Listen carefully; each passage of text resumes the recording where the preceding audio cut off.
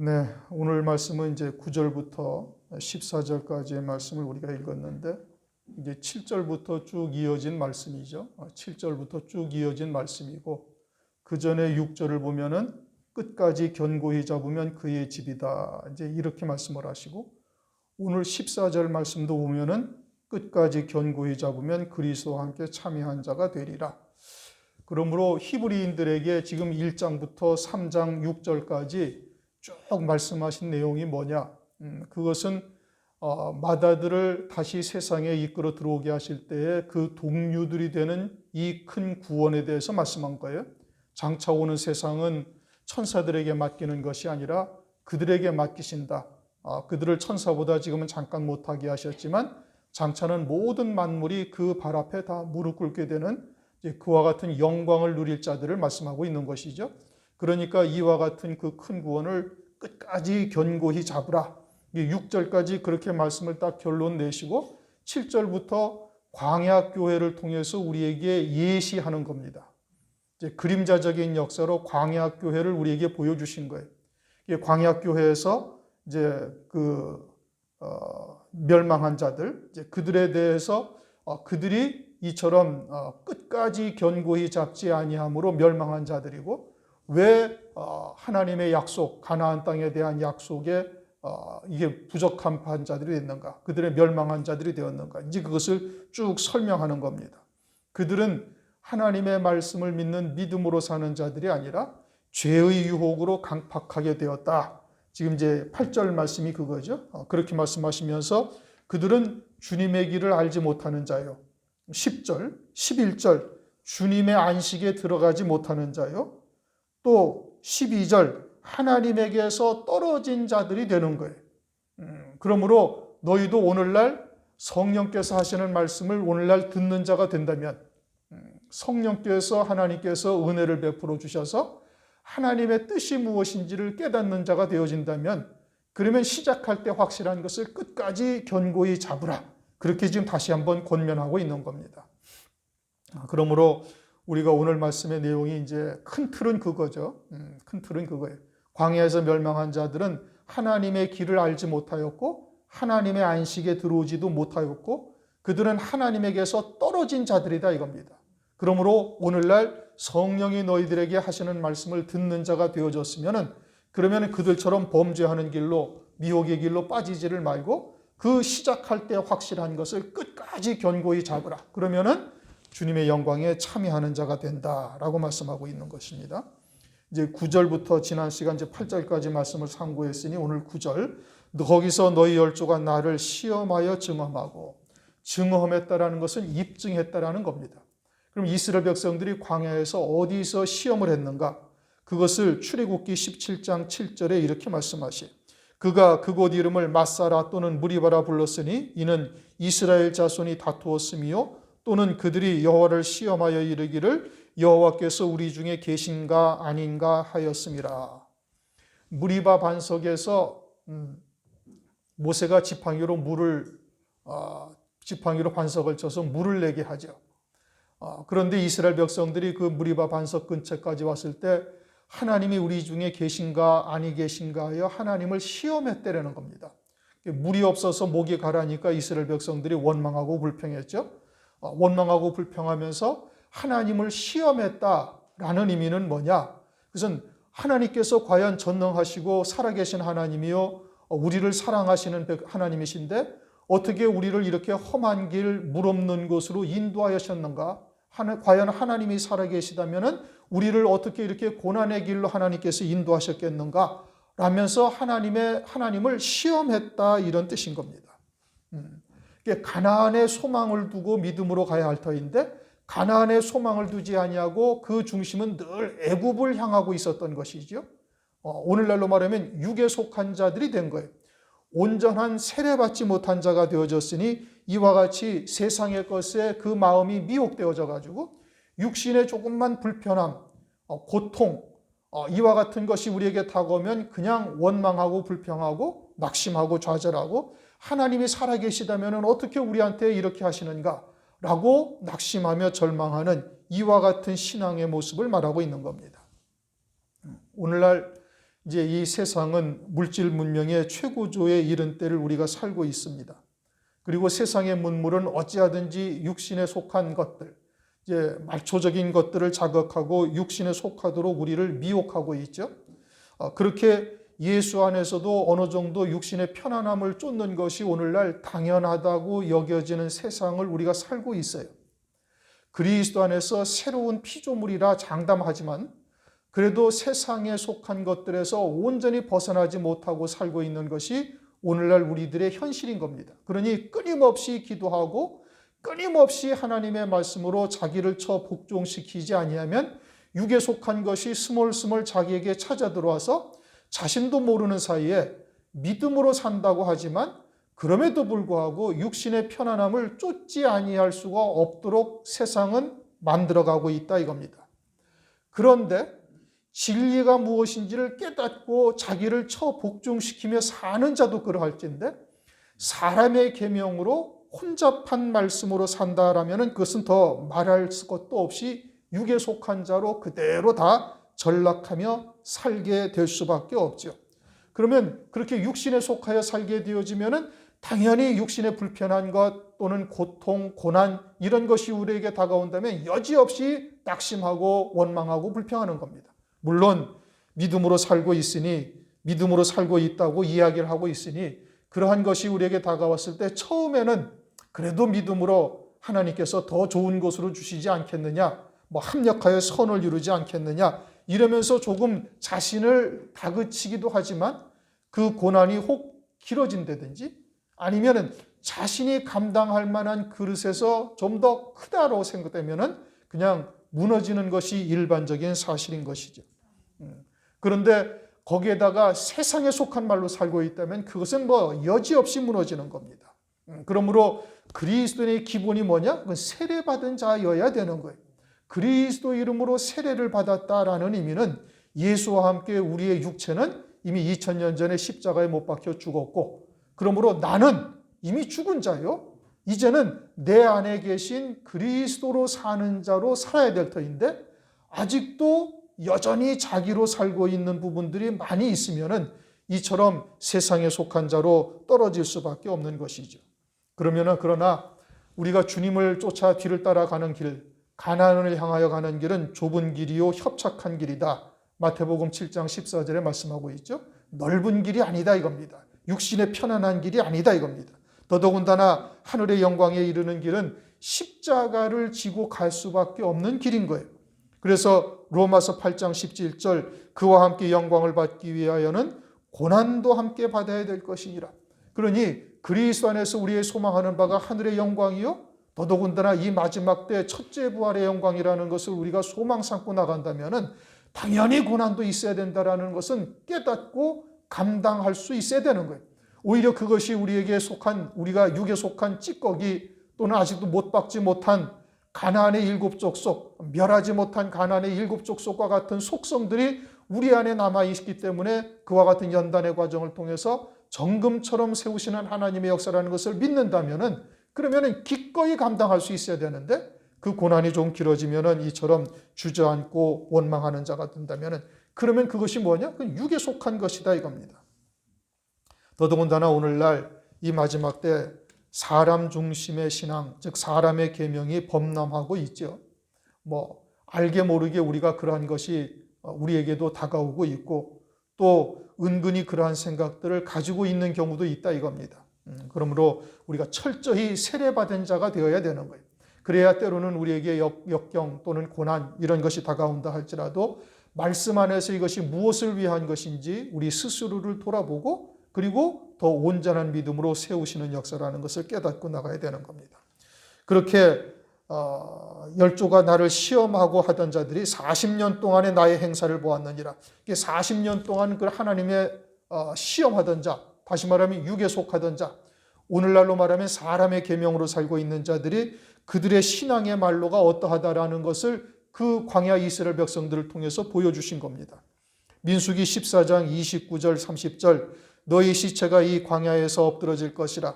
너희 20세 이상으로 계수함을 받은 자 곧 나를 원망한 자의 전부가 여분네 아들 갈렙과 눈의 아들 여호수아 외에는 내가 맹세하여 너희로 거하게 하리라 한 땅에 결단코 들어가지 못하리라.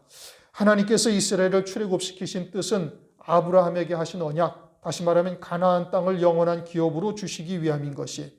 그러나 육신에 속해서 가나안 땅에는 별 마음이 없고 발걸음은 그곳으로 향하고 있지만 하나님을 시험하고 이와 같이 길이 험하다고 원망불평하던 자들은 한 사람도 들어가지 못한 것이죠. 그 가나안 땅은 오늘날 곧 하나님의 나라요, 구체적으로는 주의 재림 후에 있을 천년 왕국이 그 실상인 겁니다. 그러므로 이 말세의 마음이 강팍하여 자기의 고집을 부리고 있거나 또 이처럼 육신에 속해서 육의 편안함을 쫓고 있는 자들은 그들과 같이 광야에서 멸망한다는 것입니다. 누가 그러하냐? 세례받지 아니한 자들, 여전히 육에 속한 속성들에서 벗어나지 못하고 있는 자들, 사람의 계명으로 살고 있는 자들, 이들은 이처럼 하나님을 시험하다가 광야에서 멸망당한 자들처럼 멸망하게 될 것을 말씀하고 있는 것이지요. 10절, 그러므로 내가 이 세대를 노하여, 어떤 세대를 노하였어요? 사람의 계명으로 살고 있으며 육에 속한 자들, 가나안 땅을 향하여 간다고 말은 하고 있지만 실상은 가나안 땅을 전혀 소망하지 아니하는 자들.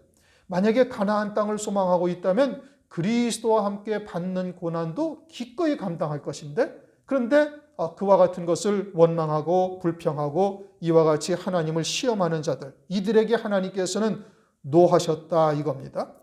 그러면서 이 세대를 노하여 가로되 저희가 항상 마음이 미혹되어, 그와 같은 자들은 그 마음이 미혹되었다 이렇게 말하죠. 미혹의 영, 귀신들한테 잡힌 자들이다 이겁니다. 다시 말하면 육신에 속하여 그 마음의 원대로 그 소욕을 쫓아 사는 자들인 것을 말하고 있는 것이죠. 에베소서 2장 3절 말씀인 겁니다. 그와 같이 거짓 선지자들은 우리로 하여금 넓은 길, 넓은 문으로 미혹의 말을 통해서 우리를 이제 쉽게 우리에게 역사를 하고 있습니다. 이렇게 세상의 영광을 소망하게 하고 썩어질 것들이나 쇠하여질 것들을 바라보게 하고 마치 세상의 문물이 우리를 그렇게 미혹하는 것처럼 하나님의 말씀을 가지고 영생에 이르게 할 하나님의 말씀을 세상에 속한 말로 바꾸어서 그와 같이 하나님의 백성들을 미혹하고 있죠. 그와 같이 육에 속한 자들은 그러한 그렇게 마음이 미혹된다 이겁니다. 그와 같이 거짓 선지자들은 이사야서 5장 20절 말씀처럼 악을 선하다 하고 선을 악하다 하고 흑암을 광명이라고 또는 광명을 흑암이라 하고 단 것을 쓴 것으로 쓴 것을 단 것으로 삼게 만드는 자들이고 그들은 하나님께서 화가 있다라고 말씀하시죠. 오늘날 그와 같은 미혹의 말들을 분별하지 못하면 역시 마찬가지로 멸망당하는 겁니다.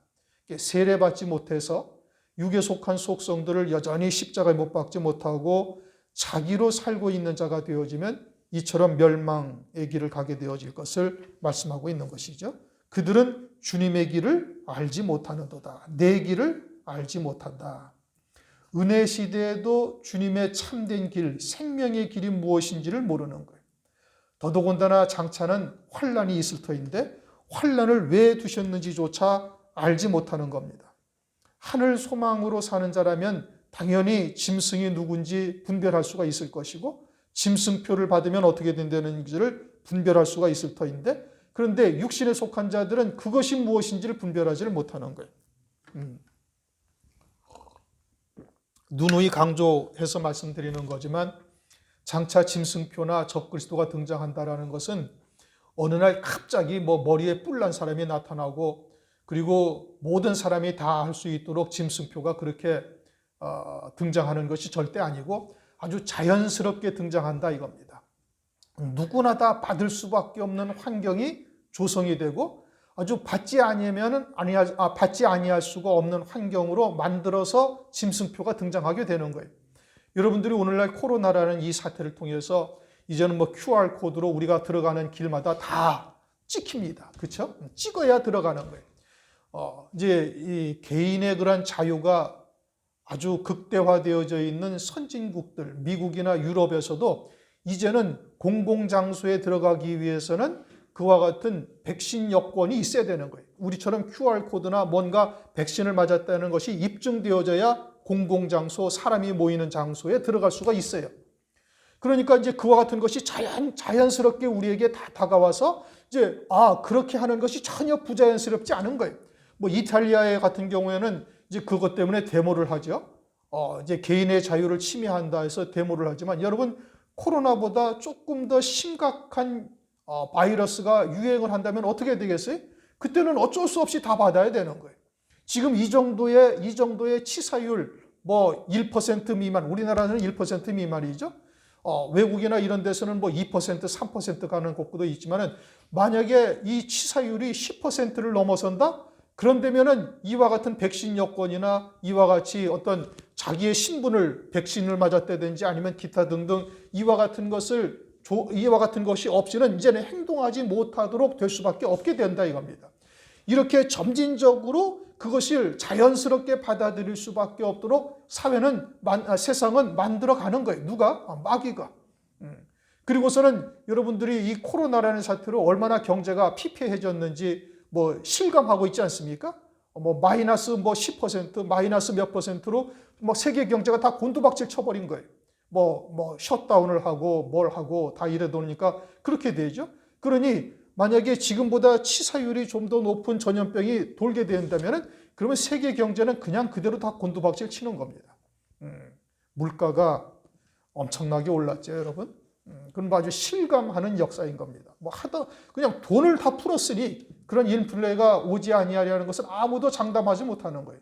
뭐 이제 금년 겨울에 어떻게 될지는 모르겠지만 이제 상당한 물가의 폭등이 이제 예상이 되는 것이고 이제 이렇게 되어지면은 이제 점진적으로 장차 그와 같은 경제 공황까지도 올 수 있다라는 것을 충분히 예측할 수가 있는 거예요. 그러니 짐승표라는 것이 무엇인지를 요한계시록을 통해서 또는 이 시대의 표적을 보고 분별하지 못하게 되어지면은 환난을 통해서 이루실 길을 전혀 깨닫지를 못하는 거예요. 내 길을 알지 못한다. 사람의 계명으로 사는 자, 세례받지 아니한 자, 그들은 음행의 포도주가 무엇인지도 모르고 그대로 마시게 되는 겁니다. 결국은 멸망길로 가는 것이죠. 11절 내가 노하여 맹세한 바와 같이 저희는 내 안식에 들어오지 못하리라.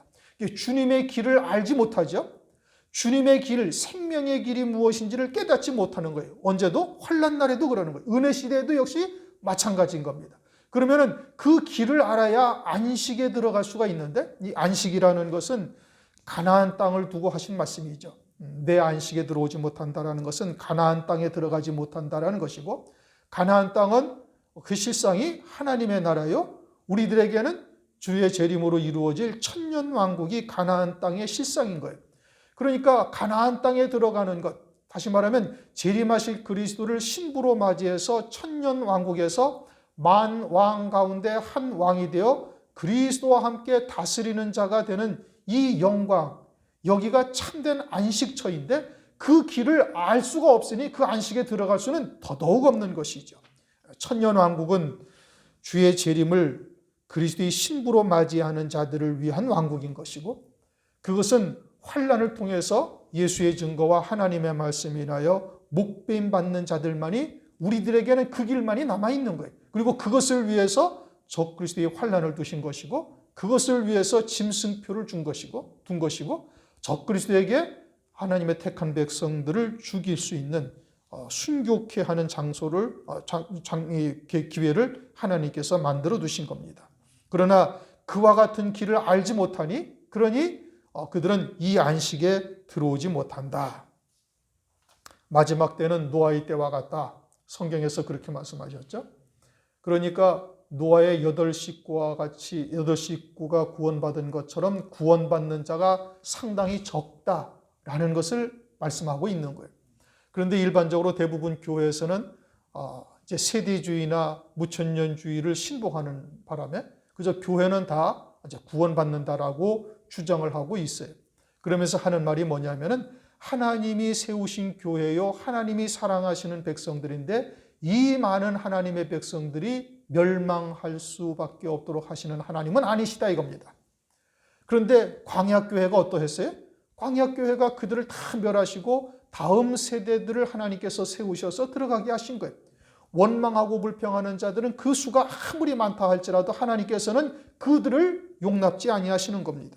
고린도전서 10장 5절 그러나 저희의 다수를 하나님이 기뻐하지 아니하신 고로 저희가 광야에서 멸망을 받았느니라. 그런데 오늘날 이 많은 하나님의 백성들을 하나님께서 절대 멸하실 리가 없다라고 그들은 주장한다 이겁니다.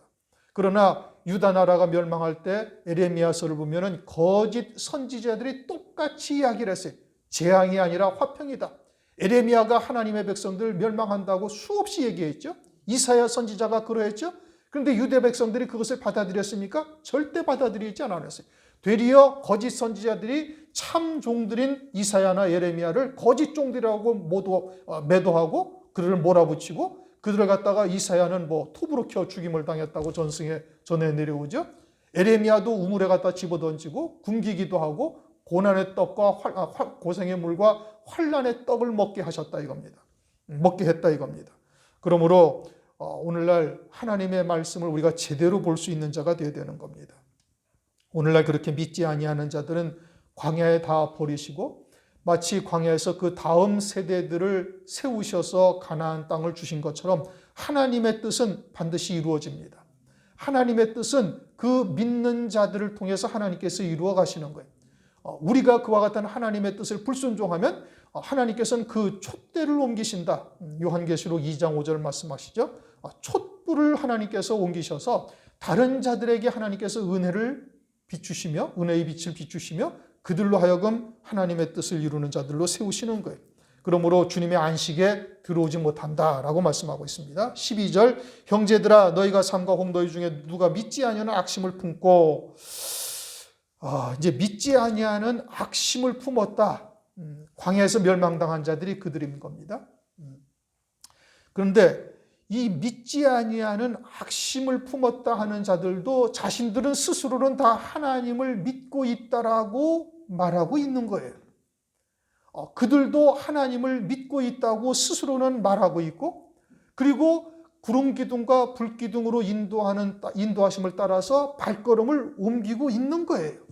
그러니까 오늘날로 다 교회 생활을 하고 있는 자들이다 이겁니다. 그런데 본인들은 하나님을 믿는 믿음으로 살고 있다라고 본인들은 스스로 생각을 하고 있지만 하나님이 보시기에는 믿지 아니하는 악심을 품었다라고 말씀하고 있고 그들이 누구냐? 광야에서 멸망당한 자들이 그들이에요. 그러나 본인들은 하나님을 거부하고 하나님을 믿지 아니하고 그리고 가나안 땅을 향하여 가고 있지 않다라고 본인들은 전혀 생각지 않는 거예요. 자신들은 자신들의 나름대로 하나님을 믿고 있다라고 생각을 하고 있고 자신들 나름대로 하나님을 쫓아가고 있다라고 생각을 하고 있지만 하나님이 보시기에는 믿지 아니하는 악심을 품었다라고 말씀하고 있어요. 그러면 믿음으로 산 자들은 누구냐? 그건 여호수아와 갈렙 딱 두 사람인 거예요. 가나안 땅에 들어간 그들만이 믿음으로 사는 자들이요. 광야에서 멸망한 자들은 믿지 아니하는 악심을 품은 자들이다 이겁니다. 그러면 믿음이라는 것은 뭐냐? 믿음이라는 것은 가나안 땅에 대한 믿음인 거예요. 그러니까 여호수아와 갈렙은 가나안 땅을 정탐하고 와서 믿음으로 말한 거예요. 하나님께서 우리에게 약속하신 땅이요. 그들은 안악 자손일지라도 강할지라도 우리의 밥이다. 하나님의 언약의 말씀을 믿고 믿음으로 들어가자. 하나님께서는 그와 같은 소망을 가지고 있는 자들, 믿음을 가지고 있는 자들을 그 믿음으로 산다라고 말하는 것이고 그러면 나머지 사람들은 뭐였어요? 나머지 사람들은 이스라엘 가나안 땅을 가기를 싫어했다.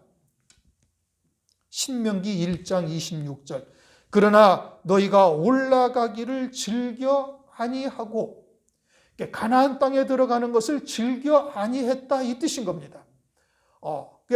하나님께서 유월절 양으로 이스라엘 백성들을 구속하신 뜻은 뭐죠? 아브라함에게 약속하신 가나안 땅을 주시기 위함인 거예요.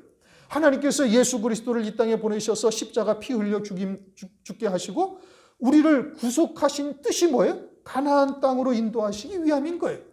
그런데 이스라엘 백성들은 가나안 땅으로 가기를 즐겨 아니했다 이겁니다. 가나안 땅으로 가나안 땅으로 들어가기를 즐겨하지 아니한 표가 어떻게 나타나요? 육신에 조금만 불편하면 원망하고 불평하는 거예요.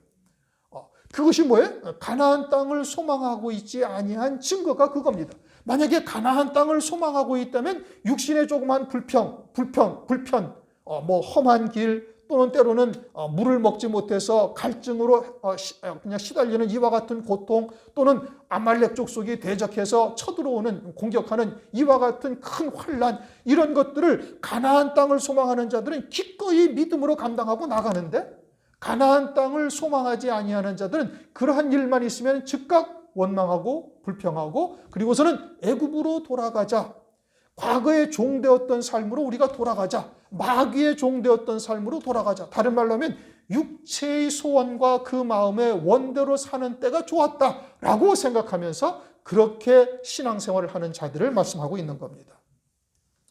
그러한 신앙은 믿음으로 산다라고 말씀을 하고 있지는 않습니다. 그것은 믿지 아니하는 악심이다, 이렇게 말하는 거예요. 그러니까 우리가 다 같이 신앙생활을 해도 하늘 소망 가운데 믿음으로 사는 자여야만 그것이 믿음이라고 말씀하고 있는 것이지, 육신에 속한 것, 세상에 속한 것, 눈에 보이는 것을 소망하며 살고 있는 자는 그건 믿음으로 사는 것이 아니라 믿지 아니하는 악심으로 사는 거예요. 그러므로 믿음이라는 단어는 어디에 속하냐면 보이지 아니하는 세상을 향한 소망에 대한 믿음이에요. 고린도후서 4장 18절, 우리의 돌아보는 것은 보이는 것이 아니요 보이지 않는 것이니 보이는 것은 잠깐이요 보이지 않는 것은 영원함이니라. 우리의 돌아본다라는 것은 소망하는 바가 무엇냐 이겁니다. 우리의 소망하는 바는 눈에 보이는 세상의 것이 아니고 보이지 아니하는 영원한 하나님의 나라가 우리의 소망이다 이겁니다. 그리고 그 소망을 믿는 믿음이어야 그것을 믿음으로 산다라고 말하고 있는 것이고, 그것이 소망으로 삼지, 그 소망을 믿음으로 삼지 아니하는 것, 다시 말하면 눈에 보이는 세상의 것을 소망하며 사는 것은 그건 믿음으로 산다라 하지 아니하고 믿지 아니하는 악심이다 이겁니다. 빌립보서 3장 18절, 여러 사람들이 그리스도의 십자가의 원수로 행하는데 그들은 땅의 일을 생각하는 자다라고 빌립보서 3장 18절 19절에 말씀하고 있어요. 그리스도의 십자가의 은혜를 받은 자들은 땅의 일을 생각해서는 아니 된다는 뜻이고, 만약에 그리스도의 십자가의 은혜를 받은 자들이 세상의 것을 소망하며 산다라는 것은 그것은 십자가의 원수로 행하는 자들이다. 그들은 믿음으로 산다라고 말할 수가 없다라는 뜻입니다. 그들은 결국은 어떻게 되는가? 하나님에게서 떨어질까 염려하며 하나님에게서 떨어진다라는 뜻입니다. 그런데 그냥 하나님에게서 떨어질까 염려할 것이요 라고 말씀하지 아니하시고 살아계신 하나님이라고 말씀하고 있어요. 살아계신 하나님이라는 것은 영원히 살아계신 하나님을 뜻하는 겁니다. 영원한 생명으로 계신 하나님에게서 떨어진다는 거예요. 그러면 영원히 살아계신 하나님의 백성은 그 영원한 생명으로 사는 자들의 하나님이다, 이런 뜻입니다. 그것을 성경에서는 산자라고 말해요. 마태복음 22장 32절, 아브라함의 하나님이요 이삭의 하나님이요 야곱의 하나님인데 하나님은 산자의 하나님이다. 이게 산자의 하나님이라는 것은 영원한 생명으로 살고 있는 자들의 하나님이라는 거예요. 그럼 아브라함이 이 땅에서 어떻게 살았어요? 영원한 생명으로 사는 거예요. 그래서 아브라함이 내가 네게 지시할 땅으로 가라 했는데 하나님께서 그 지시할 땅으로 가고 있는 도중에 아브라함이 생각이 완전히 바뀌어져서 이 가나안 땅이 하나님께서 약속하신 땅이 아니라 하늘 본향이라는 것을 안 거예요. 그래서 육신적으로는 얼마든지 자기의 본향에 아비 집에 갈 수가 있지만 가지를 않았다. 히브리서 4장을 보면 그렇게 말씀하고 있잖아요. 그래서 하늘 본향을 사모하며 그 땅을 돌아갈 육신의 고향을 돌아가지 아니한 아브라함을 하나님께서 전혀 부끄러워하지 아니하시고 그들을 위해서 한 성을 예비하셨느니라. 히브리서 11장 16절에 그렇게 말씀을 하고 있습니다. 그러므로 산자가 무엇이냐를 우리가 바르게 깨달아야 되는 것이고, 그러면 그렇게 하나님께서 떨어질 자들이요 하나님의 안식에 들어가지 못할 자들이요 하나님의 길을 알지 못하는 자들은 어떠한 자라는 게 죽은 자다 이겁니다. 육으로 사는 자죠. 죽은 자죠. 예수와 함께 이미 죽었어야 할 육체가 다시 살아나서 그것으로 살고 있는데 그것이 그리스도 안에서는 그것은 이미 죽은 자들이요 멸망의 길로 가는 자들이요. 그들은 자신들도 믿음으로 살고 있다라고 말하지만 그것은 믿지 아니하는 악심으로 살고 있는 것이고, 그들도 예수의 이름을 부르고 하나님의 이름을 부르고 있지만 그들은 다른 예수, 다른 영, 다른 복음으로 살고 있는 거예요. 고린도후서 11장 4절 그렇게 말씀을 하고 있죠. 그래서 광야의 교훈을 통해서 오늘날 우리들에게 광야의 이스라엘 백성들을 통해서 오늘날 우리들에게 교훈하고 계시는 겁니다. 과연 우리는 하나님의 뜻이 무엇인지를 깨닫고 있는가? 과연 우리는 하나님에게서 떨어진 자냐? 아니면 하나님에게 붙은 자인 것인가? 아니면 우리가 그 길을 알고 있고 하나님의 안식의 길이 무엇인지를 깨닫고 있는 자요? 그것을 소망으로 믿음으로 살고 있는 자인지 아니면 죽은 자요? 하나님에게서 떨어진 자인지 우리 스스로를 돌아볼 수 있도록 하나님께서 말씀하고 있는 것이죠. 그러면서 13절 오직 오늘이라 일컫는 동안에 매일 피차 권면하라 그렇게 말씀하고 있죠. 오늘이다. 여기서 오늘이라는 뜻은 7절입니다. 7절 한번 읽어보십시다. 그러므로 성령이 이르신 바와 같이 오늘날 너희가 그의 음성을 듣거든. 그러면 오늘이라는 말씀은 무엇을 의미하는 거예요? 이 성령께서 하나님의 뜻이 무엇인지를 깨닫게 하는 그 날, 그게 오늘인 거예요. 그렇게 성령으로 깨달음 받는 날이 오늘이란 말이에요. 그러면 그 오늘부터 어떻게 하라는 거예요? 믿음으로 이기는 자가 되어지고 믿음으로 이기는 자가 될 것을 말씀하고 있는 겁니다. 그래서 오늘이라 일컫는 동안에 매일 피차 권면하라. 이것은 계속해서 마귀는 우리로 하여금 실족할 수밖에 없는 환경으로 우리를 핍박하고 또는 회유하고 미혹하는 역사가 계속되고 있다 이겁니다. 그러므로 성령께서 우리에게 은혜를 베풀어 주셔서 그렇게 깨닫는 날, 그런 날이 오늘인데 그런 날이 되어지면 그날을 위해서도 우리가 매일매일 승리하는 날이 되어져야 될 것을 말씀하고 있는 것이에요.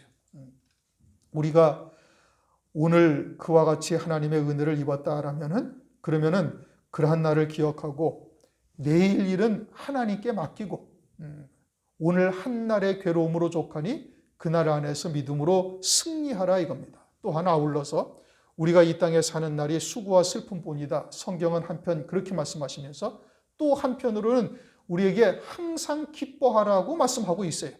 왜 우리에게 하나님께서는 기뻐하라고 말씀하고 있죠? 데살로니가전서 5장을 보면 항상 기뻐하라, 쉬지 말고 기도하라, 범사에 감사하라.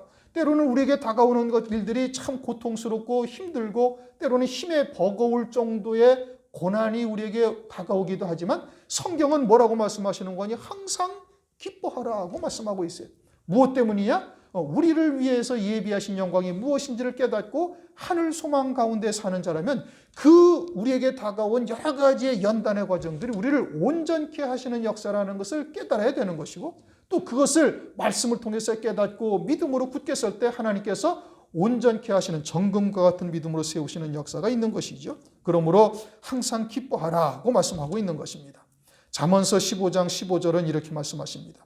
고난받는 자는 그날이 다 험악하나 마음이 즐거운 자는 항상 잔치하느니라.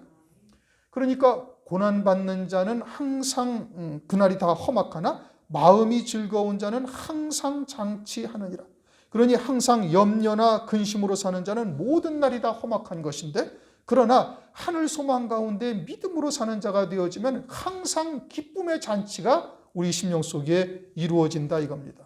그럼 어떻게 그렇게 마음이 즐거운 자가 되는가? 그것은 믿음으로 되는 것이에요.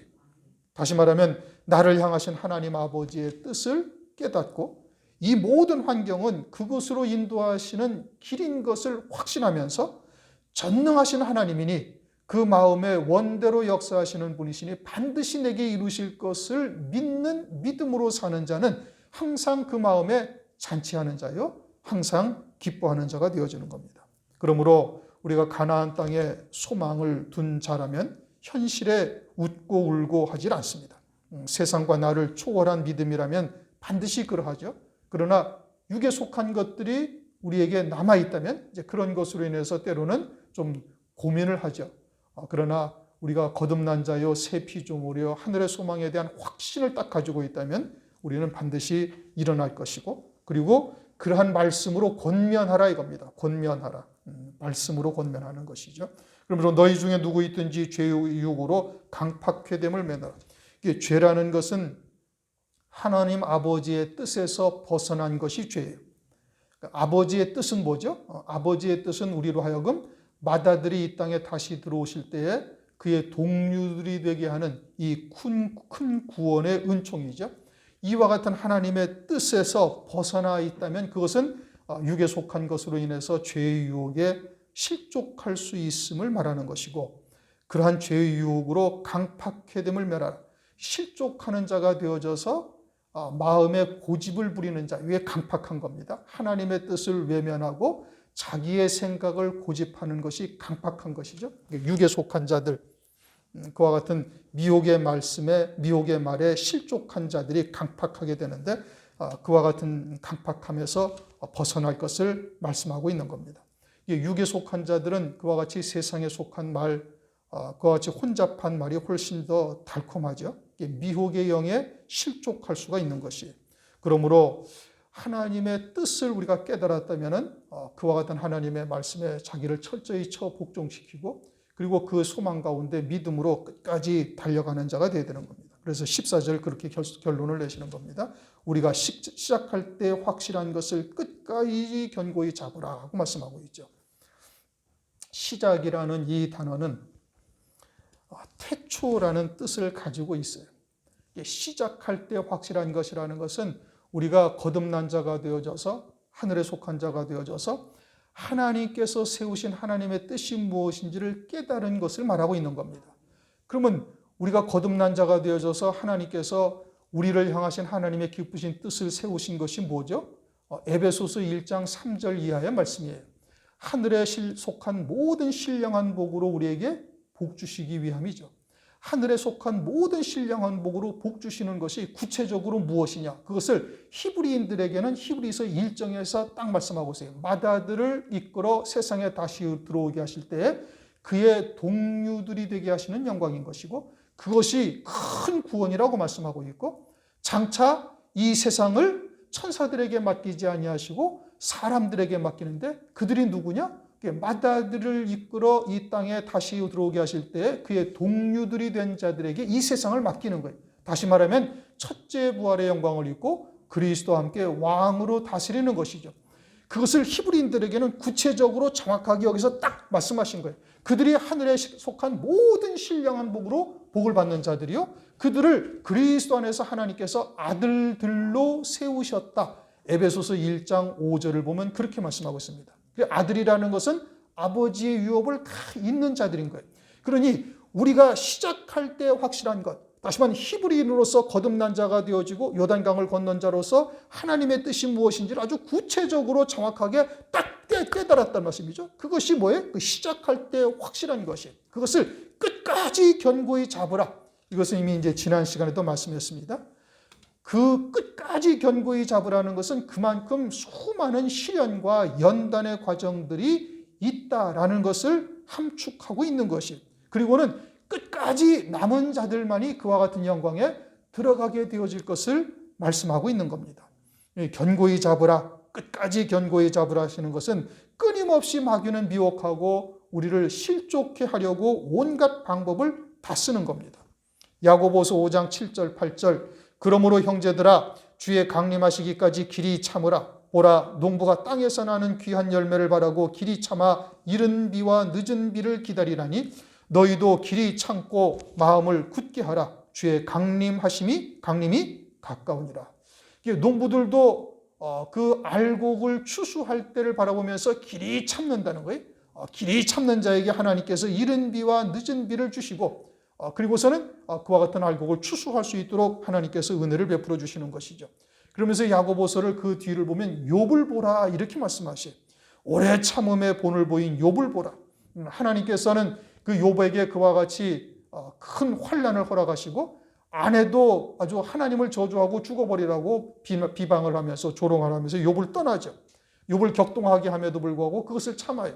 그리고는 또 새 친구가 와가지고 욥에게 정죄를 하는 겁니다. 죄 없이 이와 같은 고난을 당한 자는 없다. 그러나 그 새 친구들과의 논쟁을 통해서 욥은 자기의 잘못이 무엇인지를 비로소 깨닫는 거예요. 드러남으로써 깨닫게 되죠. 그리고서는 하나님 앞에 아주 작은 자로서 겸손, 경외하는 자가 되는 겁니다. 그러자 하나님께서 그의 믿음을 다시 온전케 하시고 더한 영광으로 입혀주시는 것이죠. 그러니 그와 같은 고난의 과정을 끝까지 인내한 욥이 그 결말이 어떠했다? 갑절의 영광을 하나님께서 더하신 것을 보이시죠. 오래 참음의 본을 보인 욥을 보라고 말씀하고 있습니다. 또 요셉은 어떠한가? 요셉은 창세기 37장을 보면 11볕단이 자기에게 절하는 꿈을 꿔요. 하나님의 뜻을 꿈으로 계시한 겁니다. 오늘날은 이제 말씀으로 우리에게 주시는 거죠. 또는 해와 달과 11별이 자기에게 절하는 장면을 보았어요. 그런데 그와 같이 하나님의 뜻을, 그와 같은 아주 엄청난 영광이 욥을 위해서 예비되었다는 것을 깨닫게 되어졌는데, 그러면 그의 일이 승승장구 잘 풀리느냐? 아니요, 도리어 그로 인해서 형제들에게 시기를 당하고 애국으로 팔려가고 종살이를 하고, 거기다가 그 아내의 유혹을 뿌리쳤음에도 불구하고 감옥으로 들어가는 어처구니 없는 일을 겪어요. 그럼에도 불구하고 하나님을 경외하며 그 꿈을 절대 잊지 아니한 겁니다. 그리고는 감옥에서는 또 어떤 일이 벌어졌어요? 거기에서 왕의 신하들의 꿈을 해석해 주었는데, 그 왕의 신하가 복직이 되고도 또 욥을 잊어버리고 2년 동안이나 더 감옥살이를 더 하는 겁니다.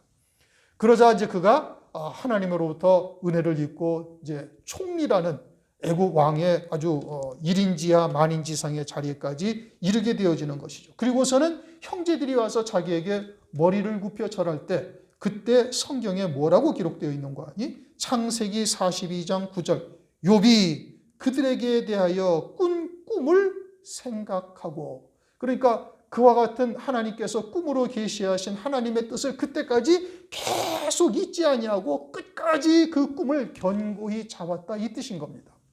하나님께서는 오늘날 우리들에게 이 마지막 때 말세의 구원의 말씀을 우리에게 주셨어요. 진리가 무엇인지를 우리에게 알게 하신 것이죠. 그리고 히브리인이 되게 하시고, 히브리인으로서 부르신 하나님의 뜻이 무엇인지를 우리에게 정확하게 보여주신 거예요. 첫째 부활의 영광이요, 그리스도와 함께 왕으로서 1000년 동안 다스릴 영광.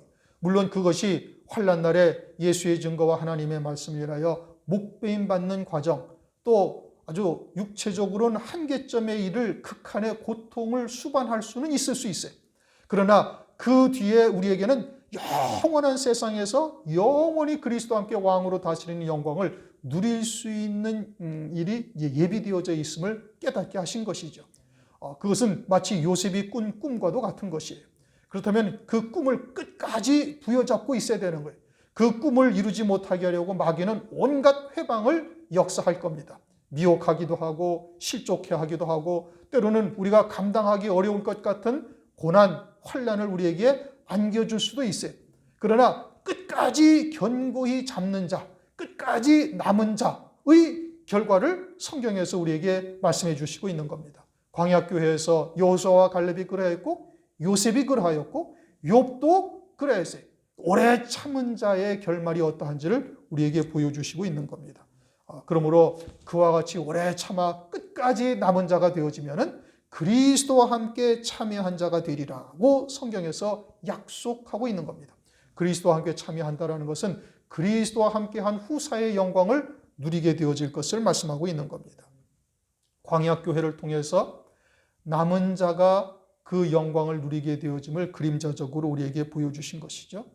그러므로 우리에게 다가오는 여러 가지의 일들을 우리를 정금처럼 세우시는 하나님의 역사라는 것을 깨닫고 믿음으로 받으며, 오늘이라는 이 한날에 하나님의 말씀을 통해서 위로와 소망과 또 결단을 할 수 있어야 될 것이고, 그러한 믿음의 결단을 하면서 끝까지 남은 자가 되어질 때 그리스도와 함께한 후사요, 그리스도와 함께 참여하는 영광을 누리게 되어지는 겁니다. 그것을 히브리서 11장 35절에서는 더 좋은 부활이다, 히브리서 12장 23절에서는 장자들의 총회가 하나님의 나라에 있을 것을 말씀하고 있는 것이죠. 그러니 그와 같은 더 좋은 부활, 장자들의 총회, 마다들의 동류, 이것은 히브리서만 말씀하고 있어요. 히브리인들에게만 주시는 약속이에요. 히브리인이 되어야만 그 영광이 보여요. 똑같은 성경을 보고 있는데 왜 더 좋은 부활, 마다들의 동류, 장자들의 총회가 보이지 아니하는가? 그건 히브리인이 되어 있지 못하기 때문에 그러는 거예요. 먼저는 우리가 히브리인이 되어야 되는 거예요. 세례받은 자요, 철저히 정과 욕심을 십자가에 못 박은 자가 되어야 되는 거예요. 주님의 제자, 주의 길은 자기의 십자가를 지지 아니하는 자는 결코 따라오지 못하는 겁니다. 광야교회를 통해서 우리에게 남아있는 속성들이 무엇인지를 우리가 잘 살펴보고 말씀을 통해서 아주 정결한 처녀와 같은 신앙에 우리가 굳게 서고 욥과 같이 점금과 같은 믿음으로 인내하는 자가 되기 위해서 기도하시고 그리고 그와 같은 영광이 우리에게 이루어지기를 함께 소망하며 끝까지 남은 자 되시기를 주의 이름으로 축원합니다. 기도하십니다. 하나님 아버지 감사합니다. 오늘도 히브리서 3장 말씀을 통해서 다시 한번 끝까지 남은 자가 되어야 될 것을 깨닫게 하시니 감사를 드리며 광야에서 멸망한 자들이 무엇으로 인하여 주님의 길을 알지 못하였고 주님의 안식에 들어오지 못하며 하나님에게서 떨어진 자들이요 그들은 믿음이라고 말하지만 믿지 아니하는 악심을 가진 자들이요 미혹의 영에 속한 자들인 것을 살펴볼 수 있게 하심을 감사를 드립니다. 우리도 이 말세를 사는지라 때로는 육신에 속한 것들을 당연한 것처럼 여길 때가 얼마나 많이 있는지 모릅니다. 그러나 하시라도 끊어낼 수 있는 자 될 수 있도록 믿음의 결단을 하게 하여 주시옵시고 끝까지 남은 자가 되는 은혜를 저희들에게 허락하여 주시옵소서. 우리에게 다가오는 여러 가지의 고난, 연단 또는 환난이라 할지라도 이것이 나로 장차 나 되게 하시는 하나님의 역사라는 것을 굳게 믿고 믿음으로 이겨나갈 수 있도록 인도하여 주옵소서. 예수 그리스도의 이름으로 감사하며 기도드리옵나이다. 아멘.